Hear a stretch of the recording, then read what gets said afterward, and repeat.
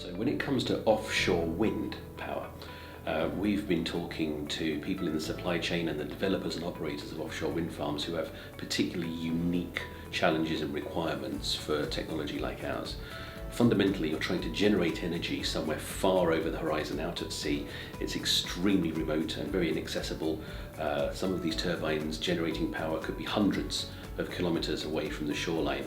And anything that you can do to automate the visibility and control of those turbines and all of the cables and equipment that connect them all up is going to be incredibly useful, because then you're not sending people out to sea, and the North Sea is not an easy place to navigate. You're not sending people out to sea in harsh conditions. You're not putting anyone's life at risk, and you're making the cost of that energy fundamentally cheaper.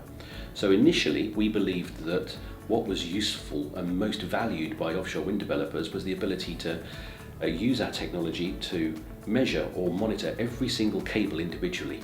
And that might not sound like much, but you've got export cables which could be hundreds of miles long connecting the wind farm to the shore, but you could have another 150 kilometers of cabling connecting all of the wind turbines together, and they're at risk. The sea's moving and battering them around, there's scour and movement on the seabed, the cables are constantly shifting, and eventually there is a problem.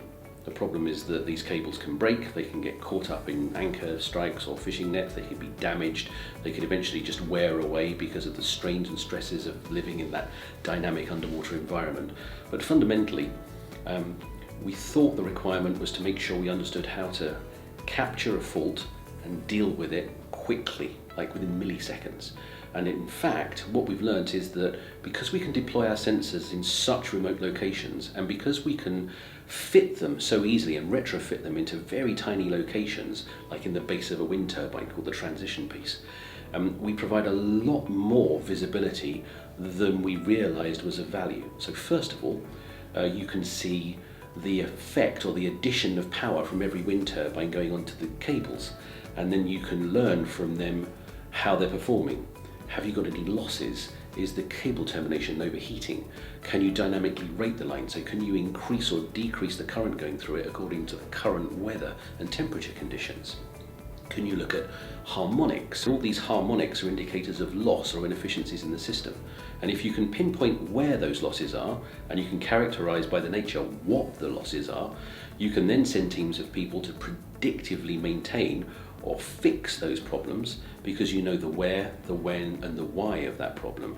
And then you get into a completely new world. Instead of talking about protection and looking out for electrical faults, we're now saying, wouldn't it be great to send a team out to deal with a problem because that problem is occurring and looking like it's bad, as opposed to sending a team out to a turbine because it's Thursday and that's the day of the week we look at turbine number 3 in that string.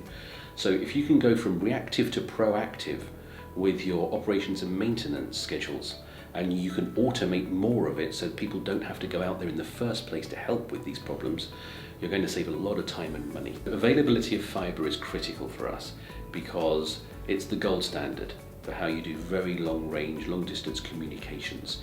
And we rely on fibre to get very accurate measurements from locations which could be hundreds of kilometres away from where the data is needed to be interpreted.